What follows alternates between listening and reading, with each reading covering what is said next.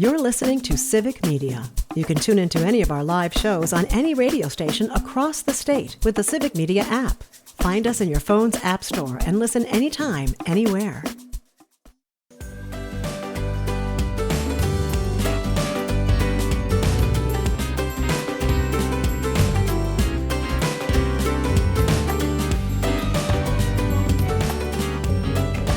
Live across Wisconsin on Civic Media. You're listening to Mornings with Pat Kreitlow, powered by Up North News. Now, from our Lake Wissota studio, here is the founding editor of Up North News, Pat Kreitlow. Hey, good morning. Welcome back. Nice to have you here up north on a Friday morning, September 12th, 2025. Parker Olson producing things down in Madison Studio A2. Dr. Kristin Lyerly standing by as well. And Mike Clemens will be joining us in less than a half hour to talk about the Packers' victory over the Washington Commanders. Brittany Merlot has an early start to the weekend. Get your local forecast throughout the day on your local Civic Media station. And why wait for Mike Clemens when you can pluck somebody right out of the crowd at Lambeau Field to hear all about it? That, of course, would be Dr. Lyerly. So, Kristin, how are you and how was the game? I'm exhausted. It was wonderful. I really thought that at some point we were going to sit and watch the game, but we were on our feet almost the entire time, and it was worth it.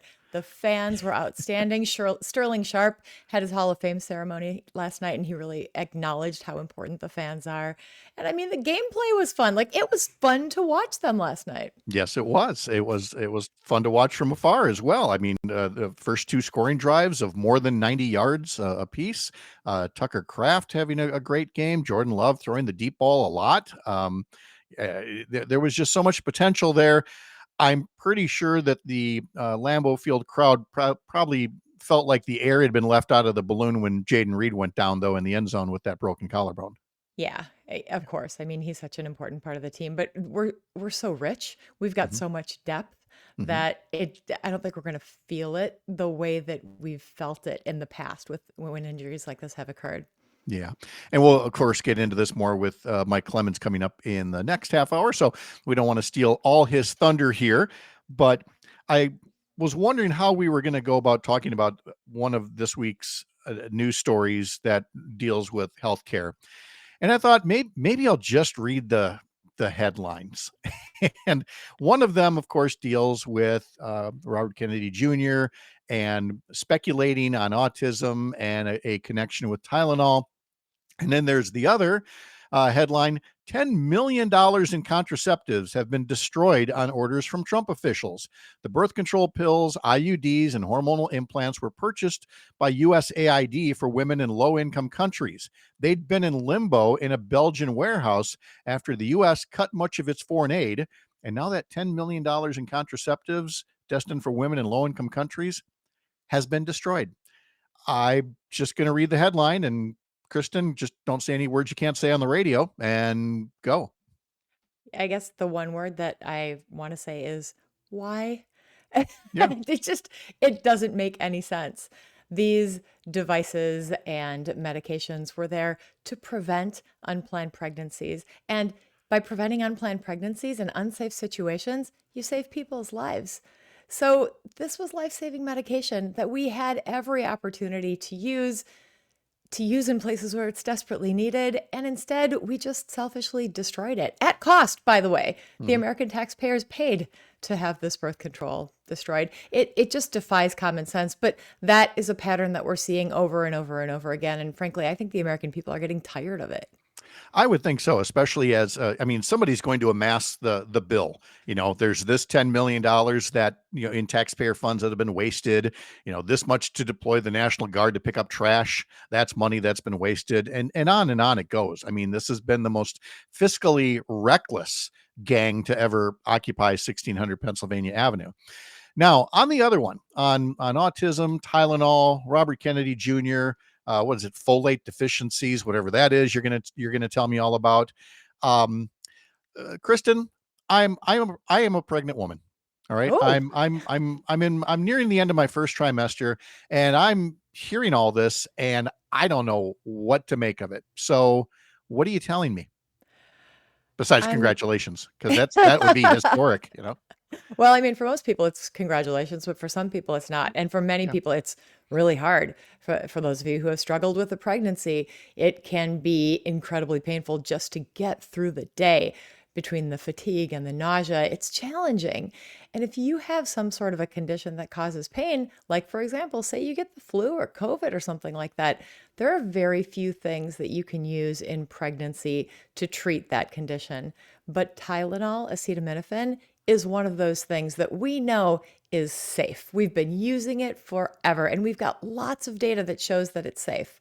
Now, to be fair, there is some data out there that shows that there's a possible association between Tylenol and autism, but an association does not mean that Tylenol causes autism. It just means, we need to look into this a little bit more. And very importantly, there's other data that shows that there's no association. So this is how science works. It's often not clear. We really want black and white answers, but in many situations, it is just not clear. So we do need to do more research. But in the meantime, Tylenol is considered safe in pregnancy. And if you are pregnant and you are considering taking any medication, talk with your doctor about your circumstances, what's going on, what is the medication, and what is the best choice for you. But that is the real problem with this administration, and specifically with Kennedy as Secretary of Health and Human Services, is to take these studies that are incomplete, or to misconstrue the conclusions, or to, mix up causation and correlation. In other words, all the things that a standard of science is supposed to prevent, especially at the highest levels. The Secretary of Health and Human Services should not be just trying to connect dots that have not actually been connected yet. Yeah. Well, as scientists and as doctors, we all want to prove our hypothesis. We all want to, we all in the world want to be right.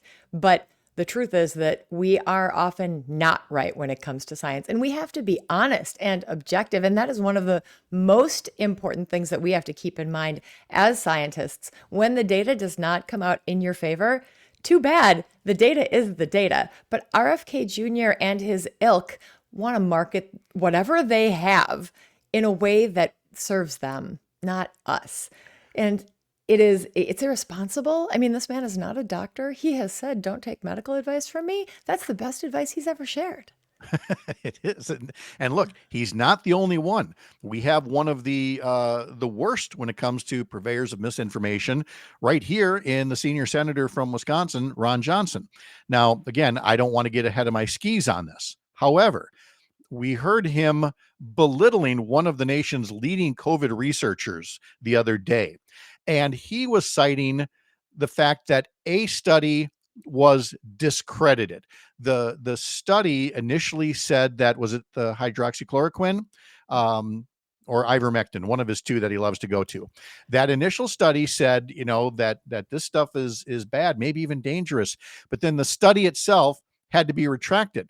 Well, that's fine, but Ron Johnson's taking that as proof that these products are safe and should have been tried. Again, connecting dots that are not there.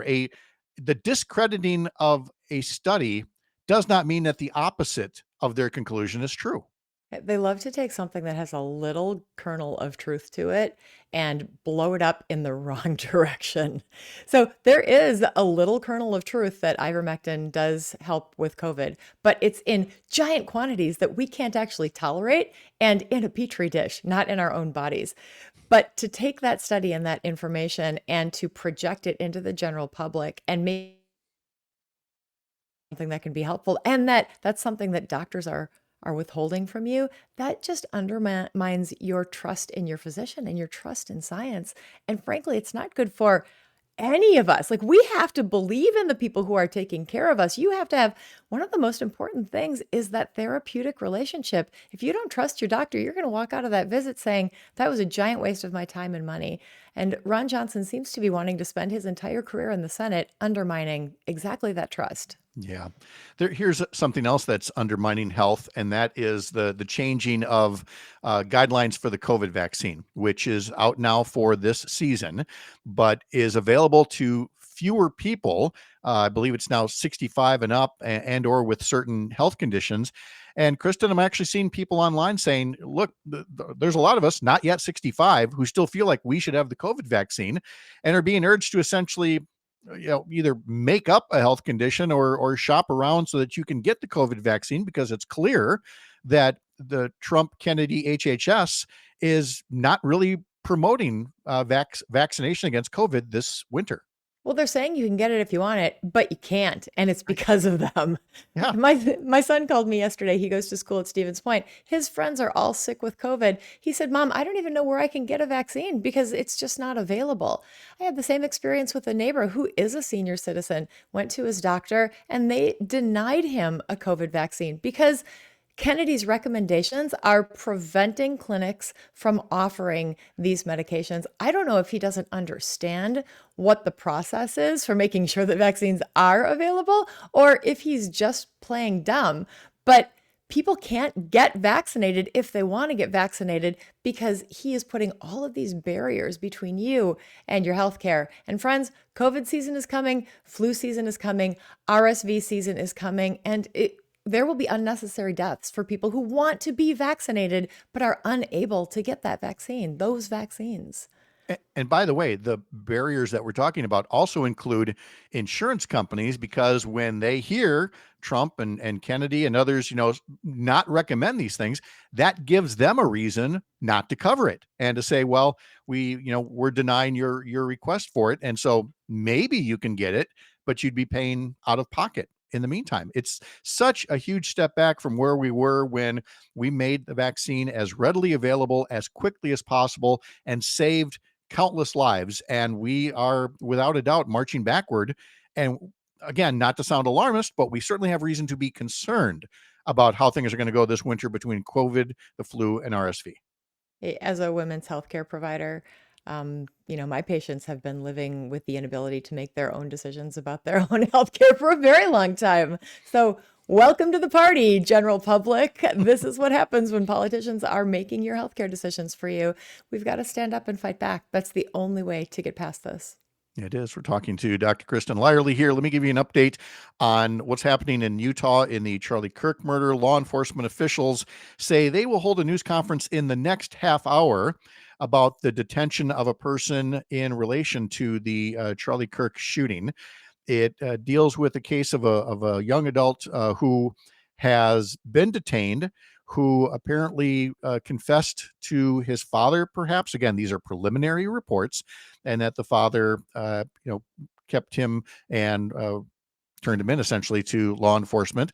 And again, we'll see what the official word is coming up in the next half hour. We will monitor that press conference, and then we will share the details. We'll have Mike Clemens giving us sports an update on the Packer game. And then in our 8:52 segment, we will spend that time recapping what we know so far about what's happened with the Charlie Kirk murder down out there in Utah. The Packer game that I just referenced, the Packers were winners there against the Washington Commanders. It was just a really good game overall, like Kristin was saying, 27-18, and now they're off until September 21st, when they will take on Cleveland. That's a Sunday afternoon, 9 days from now at noon. And then there's more football coming up. We've got the Badgers at Alabama. That'll be starting at 9 a.m., the pregame on several Civic Media stations. We also have the Brewers tonight in St. Louis, and we have a free Ticket Friday keyword that we've been saying all morning. You have till 9 to text us the keyword CATCH, C-A-T-C-H. I'm Pat Kreitlow. You're up north.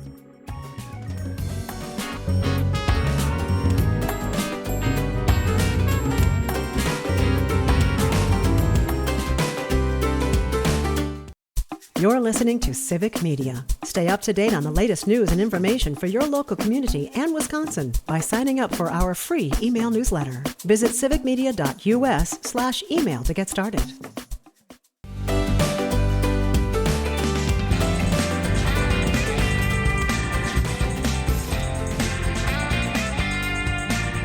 On the text line, just use that Civic Media app, hit the text button. You can text us a keyword, catch, for Free Ticket Friday, or you can send us a message. And from Jim in Brookfield, always great to hear Dr. Lyerly on a Friday. She sounds great after her knee replacement. For someone getting his knee replaced next week, Wednesday, does she have any words of advice? Let me jump in first and say the best advice would be to follow doctor's orders about not overdoing the knee. Hey, Kristin, what's your advice? Oh, yeah, you're so right. No, the thing about a knee replacement is they want you to walk on it right away, but they don't want you to walk too much on it, which is my problem. My advice is live your life, drink water, be healthy, avoid alcohol, eat good food, get some exercise, like some stretching and some strengthening exercise. The recovery is tough. The first couple of weeks especially are hard. So just, like mentally prepare yourself for that. But I think when you're going to be on the other side of it, it is life-changing. That's wonderful. That's great. Yes. Can we also talk about President Trump's condition yesterday? And anybody who could see the photos or video of him at the 9/11 memorial service could see that the right side of his face was drooping. And it immediately led to all kinds of speculation about a stroke, but there also is something called Bell's palsy that could be at play here. So, can you talk a bit about, again, we're not there, we're not on site, we're not the president's doctor, but for people who see those photos, what kinds of things should they know about? There's definitely something different about his face. Mhm. And there have been big public health campaigns in the past to help us recognize what the signs of stroke are. And what we see on his face, it's one of the signs of stroke. We see the drooping of the corner of his mouth just on one side. It droops and it's visible and it's very clear. I am definitely not saying that I believe that Donald Trump had a stroke, but that sign is there. The worrisome thing, I think, for all of us is that the White House should be giving us this information. He is the president of the United States and the leader of the free world. If he is having serious health conditions like this, and there's been a lot of speculation, they owe it to us to let us know what's going on. Don't you think? They do, but they have been amazingly secretive about it. For example, after an assassination attempt that, left somebody dead and the president allegedly wounded, but was it a bullet? Was it a fragment? Maybe it was a fragment, but the legend is better. And the legend is he was, grazed by a bullet, but a bullet coming from a gun moving that fast would have caused a lot more damage. But again, there's nothing firm to nail down these things. And Trump, like other presidents before, would like to say, well, it's my body, it's my privacy. No, you're running the country. And that's part of the bargain that you make with us is, that you don't have something like that happen. Robin Tigerton says, my dad had the droopy face like Trump's. He has had 3 strokes.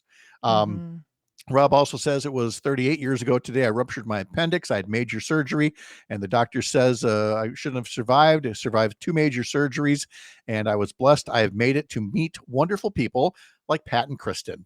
Well, thank you, Rob. I appreciate that, especially somebody myself who had a burst appendix and required 3 surgeries as well. So, can I just say something about Rob from Tigerton? Yes. This is a guy who shows up every morning. He is helping out in his community. He does good things. He comes from a long line of people who have been community centered and helpers, and he is just finding his voice as a disability advocate. I'm really excited to see what Rob is going to do in the future. That's awesome.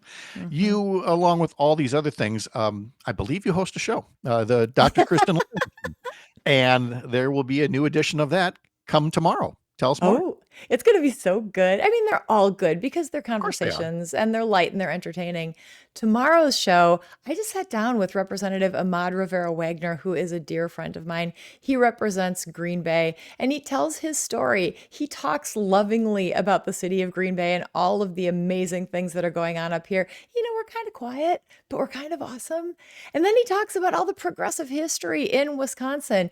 We were the workers' comp state. We were the first state to be able to do state income tax. We were the first state to ratify the 19th Amendment so women would get the right to vote. There's so much beauty and wonder in Wisconsin, and he is thrilled to be serving in the assembly right now and creating the future for the state. So it's a great conversation. I hope you'll come on board. Absolutely. And how can folks find the Dr. Kristin Lyerly Show? We are on WGBW and WISS on Saturday and Sunday, but the easiest way to find it is just wherever you get your podcasts. Okay. Have you got next week's show mapped out already, or how? Yeah. There's days where I'm like, I have these guests all planned in advance and things are ready to go, and there are times during the commercial break where I say, I wonder what I'm going to talk about next.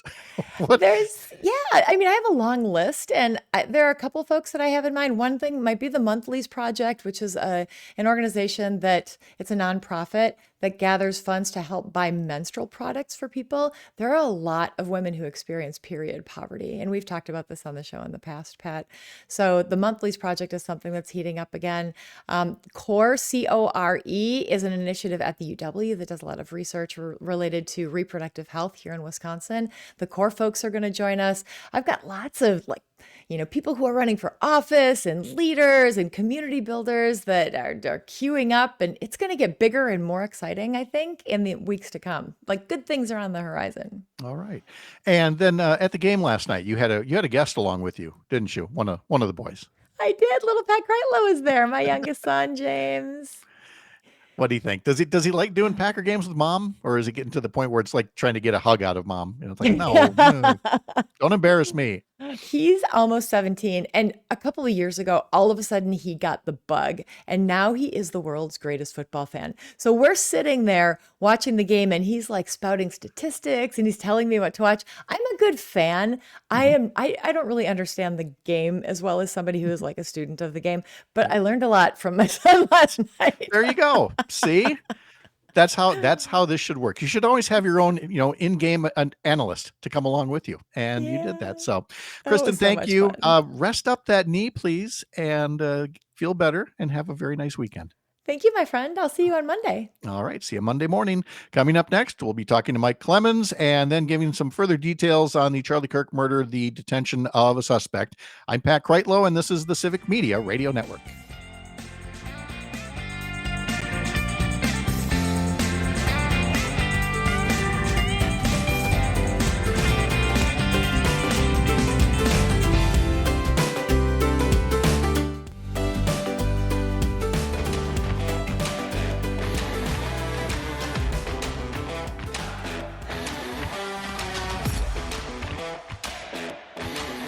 Once again, we are monitoring developments out in Utah where somebody has been taken into custody in the Charlie Kirk killing, and we will either go to the press conference or monitor it and bring you the details as soon as we're able. It's been delayed once, maybe delayed again, so we are just going to continue on here for the meantime and tell you that it is Free Ticket Friday, and so if you'd like to be in the running for a statewide drawing for 4 great seats to see the Brewers versus the Angels next Thursday night, then get to the Civic Media app, use the text feature, and text us the word CATCH, CATCH. And you can enter multiple times today. There'll be different shows with different keywords. So listen throughout the day to get multiple entries. And again, one will be plucked to see the Brewers next week. Brewers were off yesterday. We will talk more about the Brewers. But first, of course, we got to get to the Packers and a Thursday night game at home at Lambeau Field against the Washington Commanders, where Mike Clemens was following it and joins us now. Mike, good morning. How are you? Good morning, Pat. Yeah, a 27-18 win for the Packers over a Commanders team that got as far as the NFC Championship playoffs last year with Dan Quinn at head coach, and who had led the Falcons to a Super Bowl, and Matt LaFleur was his quarterback coach, and Matt Ryan was the MVP that year, but they lost in the fourth quarter to Tom Brady and the Patriots. This Packers defense just was the star of the game again last night, led by Micah Parsons, who they picked up in that trade now 2 weeks ago. He had a half a sack, but you can see these teams are having a game plan for him, and they hit the quarterback 12 times, sacked him 4 times. I mean, Jaden Daniels, who was the NFL offensive rookie of the year last year at quarterback, he was on the run all night long. And I talking to Xavier McKinney, the safety at his locker late last night. Now these guys got the weekend off. I don't know. It's like we just talked about the speed of the defense, and he said, "Yeah." He said, "I had nothing to do tonight because either the quarterback was under duress, or Keyshawn Nixon was out there in their corner and had 5 deflected passes at corner, and then the Commanders, that's an older team. Von Miller, I think Larry McCarron said this is like his 15th 15th season. season. Yeah, a couple of guys. He said one of the guys was 85 years old. I mean, Bobby Wagner, yeah. Bobby Wagner from the Seahawks is one of their linebackers. So, maybe that Packers youth kicked in, but whatever. And one of the guys in the network that I was on last night said, "Have you ever seen a Packers defense that fast?" And I had to think about it. I mean, they had Reggie White, but not 5 or 6 guys like Edgerrin Cooper Mm-hmm. and Quay Walker, getting praise from McKinney last night about it. He's so tall and is fast, and now he knows where he's going and understands, where the play's developing. So between that and then big Devontae Wyatt from the defensive line, breaking through the A gap and putting pressure on the quarterback and deflecting passes. So that defense has had a tremendous week, 2 weeks in a row now. They did, and for me, the surprising thing was knowing. I don't know much, but I did know that Jaden Daniels, had a heck of a season last year with Washington, and so I was a little nervous that we'd get, how we would face like Colin Kaepernick in his prime, how he always seemed to have the Packers number, and I was a little bit worried about that. But this defense was like you said, nothing I've seen before in terms of speed in shutting down another top 5 offense. But now we got to go to the other side of the coin, and there's always people banged up afterwards. But this one is especially tough, watching how hard wide receiver Jaden Reed came to the ground after making a catch in the end zone. Yeah, opening drive, he's running down the right-hand side. It looks like he's going to catch this 39-yard pass from Jordan Love for a touchdown. It would have been nullified, actually, because of Anthony Belton, the rookie, filling in a tackle. I think it was a holding call on him. But Jay Reed, who he had that dislocated shoulder and had to leave the Eagles playoff game. It was able to heal on its own. He didn't need surgery. But he comes over, and they go in the X-ray, broken collarbone. And, like some agent told ESPN, well, yeah, 6 to 8 weeks, but it's like, come on. I mean, we did that. We went through this twice with Aaron Rodgers. It may be December, right? If he's able to come back at all or something like that. They're going to get Christian Watson back, who they just gave that $13 million extension to sometime next month. Sometime next month. Okay. Well, we do have other weapons in the meantime, so that works out well. The Packers are off. They've got a 9-day break here before they play September 21st, a noon game against Cleveland. But there were some honors there last night. A former player being honored. You got to talk to a former coach, Mike McCarthy, as well. Yeah, Sterling Sharp, the receiver for Mikowski and the early part of Favre's career, went into the Hall of Fame last month, and now his name is up there in the Ring of Honor. So they did that at halftime. And yeah, I ran into Mike McCarthy. I covered all those years, and he was honored last weekend at the Packers game when they brought back for the 15th anniversary the Super Bowl 45 team, and he came running out of the tunnel, and the fans just went nuts there during that Lions game. Well, he was back up there again. Someone invited him to be in a suite, and he told me that after he got let go by the Cowboys, that Jerry Jones brought him in for a meeting. He was moving back to Green Bay, selling the place down in Dallas, and he had a meeting with Jerry in June just to sort of smooth things out, whatever. But now Mike spent the summer in Door County on his boat, and he's lives in the De Pere area, and he and Jessica's youngest is still an 8th grader, so he's going to all those games. And he's doing some media now too for like ESPN. But it was just it was great to see him. Great to catch up with the coach like that, and to see the fans welcome him back too, right? Yeah, exactly. Well, because I mean, one thing he didn't do is he became a competitor. He became the competition, but he didn't take on this diva like thing and trashing the old team. And so still on good terms with the fans, which you can't say about everybody. Maybe his worst loss was to the Packers in that playoff game too. That. Oh yes, that might have been the last straw. Hey, who else I saw last night? Who? Do you remember Doug Williams? Yeah. The Washington quarterback led Yes. them to Super Bowl 22, 4 touchdown passes, 644, huge. He was with the Commanders last night. I saw him getting off the team bus, and I saw him a couple times in the press box. I mean, it was like, wow, Hall of Famer right there. And Hmm. Super Bowl MVP. So those it's a Thursday night prime time game, so they got Oh all yeah. those guys there. Yep. No. You get all the celebs. You get the pregame being done outside and everything else. Then you've got the atmosphere of college football, and while this one will not be at Camp Randall, but when they go play the Crimson Tide in Alabama, even though Alabama isn't quite the juggernaut that it used to be, they're still a very formidable foe, and I'm sure knowing that the Badgers are coming to town, that's going to make for big festivities happening in Bama tomorrow. Yeah, the Wisconsin Badgers are playing a game in Alabama for the first time ever. It's 11 o'clock tomorrow. Alabama is now 19th ranked in the country. They beat the Badgers at Camp Randall last year, 42-10, and they're 21-point favorites tomorrow against Luke Fickell and his Badgers. But he says, my guys, we got this one circled after last year, and who knows?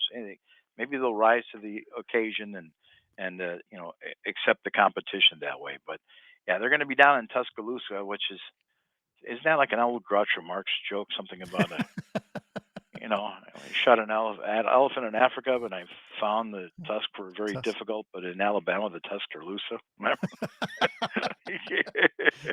Uh, we- So we'll we've see how that goes tomorrow for them. There's one time I found that the Badgers beat Alabama.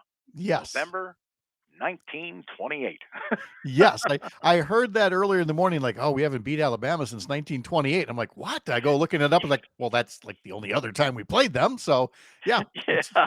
it's Yeah. been that way. So, Oh my goodness. But anyway, pregame will be at 9 o'clock, starting on Civic Media Stations in Richland Center, Amory, Wisconsin Rapids, and Ripon. So be sure you check out the Civic Media website to learn more about that. The Brewers had last night off, and that was when you've got that in the middle of a homestand, that is just a especially nice. You got your home game isn't until the next day, and you've got this opportunity to go to maybe see, I don't know, a Packer game, and there were definitely some Brewer sightings last evening. yeah. As a matter of fact, I saw on the sideline, just before the national anthem, I saw Bryce Terang, Sal Frelick, Caleb Durbin. Yeah, a bunch of the guys came up from Milwaukee, had the night off after they got back from Texas. Now they got swept by the Rangers this past week, which was the only time this season they've lost a 3-game series. The first was that opening weekend series against the Yankees, and it's only the third time that they've been swept since Pat Murphy took over last year's manager. I think they got swept by the Phillies once last year as well. But tonight they're taking on the Cardinals. First pitch at 7:10, and I'm going to try and get down there for that one, so if I can get into that Pat Murphy pregame press conferences, because see if he pulls out any pancakes or waffles out of his pocket or whatever. But did you see during the Rangers game, a couple of the mascots from the Rangers were holding up signs in a fence Yes. behind home plate to try and distract the Brewers pitcher that said "pocket waffles"? Yes, pocket waffles and waffles are better and all of that. Yeah, I was going to make another observation about that at that stadium there. Look, but behind the batter, the catcher, and you see the people there, they're the season ticket holders. Okay, they're in yeah, the seats. You get that they've got a little bit more scratch than a lot of fans do. That's fine, yeah. fine.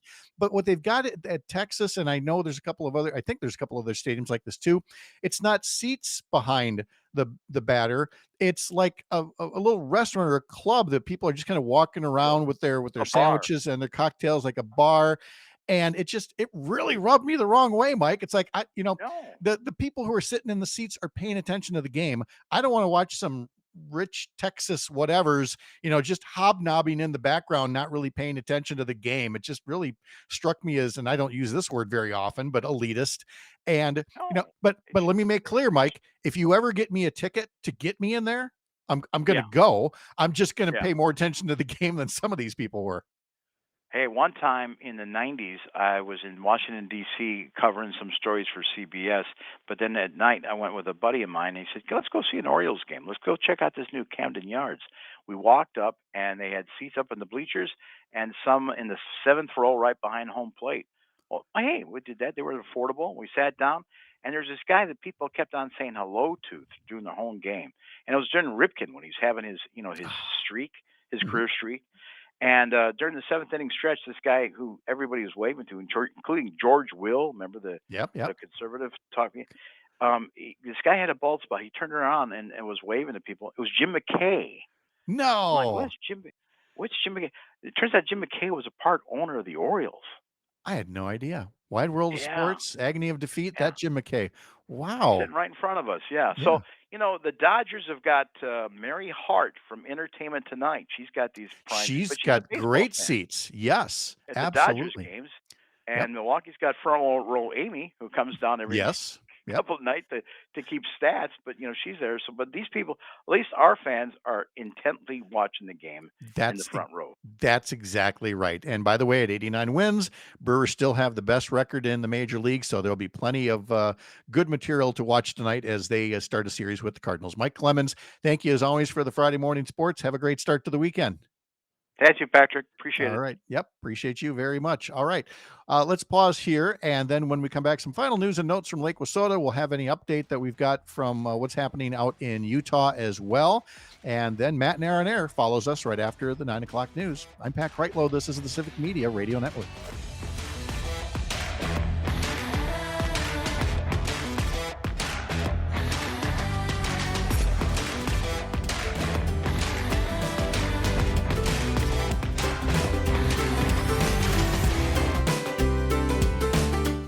You're listening to Civic Media. Find the latest news, information, and archives of all your favorite shows on the Civic Media website, civicmedia.us.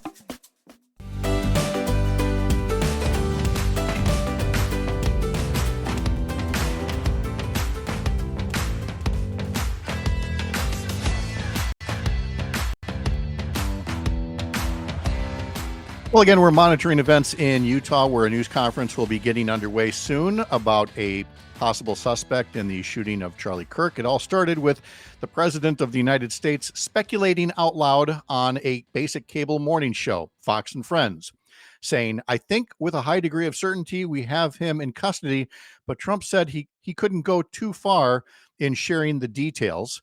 He said that he was turned in after somebody that he knew recognized him. Somebody that was very close to him said, that's him.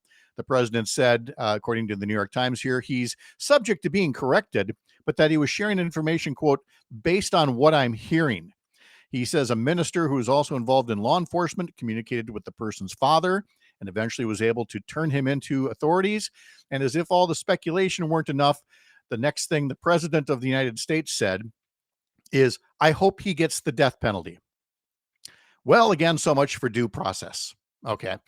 Look, if you're talking just, overarchingly symbolically about whoever the murderer turns out to be, well, that's one thing, but I think we can agree that's not what Donald Trump was talking about, but just this person who they're about to announce as having been arrested. And there is a name and an age of age 22 that is out there.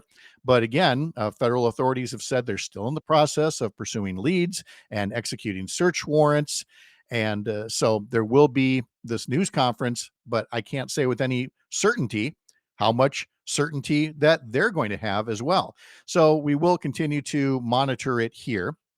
And at the very least, Civic Media will record it and bring it to you as part of Matt Nair on Air, and then try to give some context to what's happening. Because again, this is a very fast moving story, and we're trying to keep speculation to a minimum, just passing along things as we hear them from figures of authority.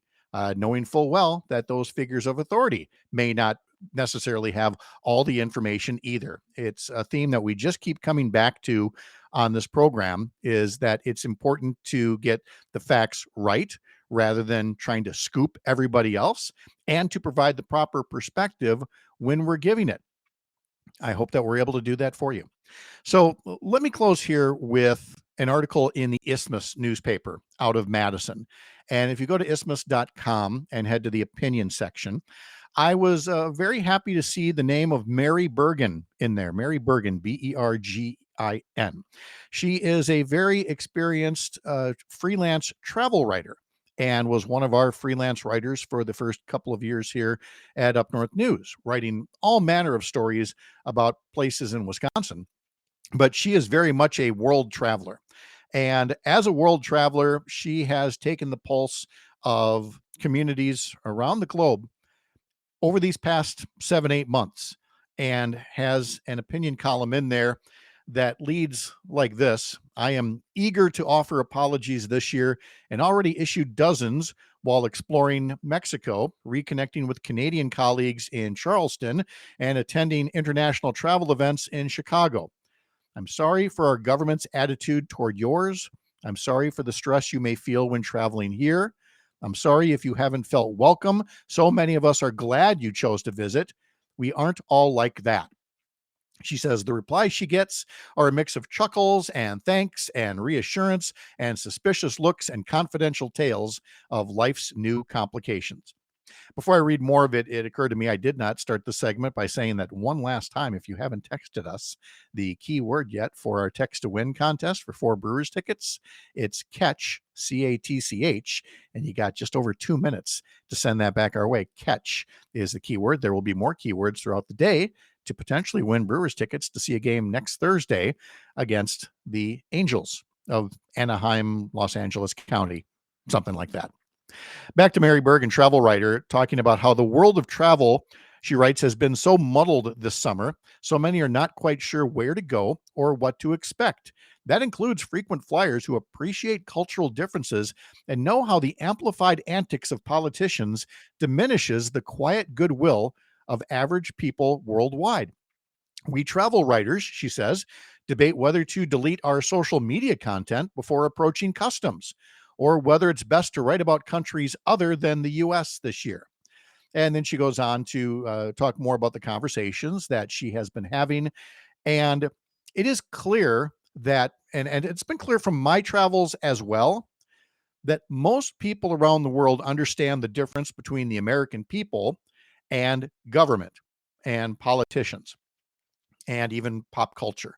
That American people, by and large, the ones who are traveling overseas, are ones who are, want to get a worldview that is much more well-rounded, because that is the antidote to things like xenophobia and jingoism and all the other quote unquote ugly American traits that we see out there. Okay. For years and years, it doesn't matter who's in power. People around the world have appreciated the American people and welcome them to their countries, especially when they're spending their tourism dollars here. Unfortunately, you do sense a bit of a shift because, again, it took 70 million of those Americans to put Donald Trump back in office. And there's a little more hesitancy. Well, a lot more hesitancy.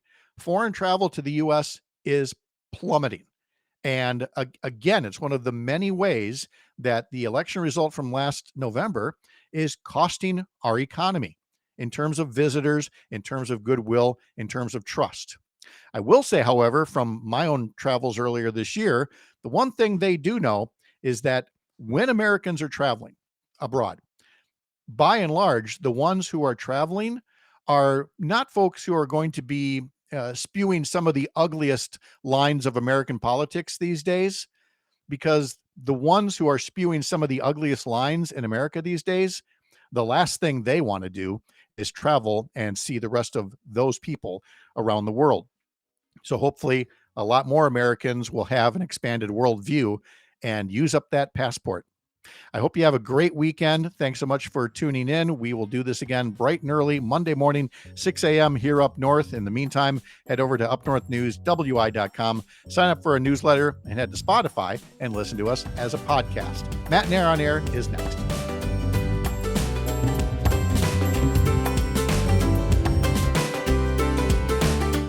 The national news cycle never stops, but it can be hard to find news about your local community. Civic Media is dedicated to providing quality local and state news coverage across Wisconsin. With the Civic Media app, you can get notifications about local stories that matter to you and your community. Find the free Civic Media app in your phone's app store and choose notifications from the menu to tell us what kind of news you want to hear about.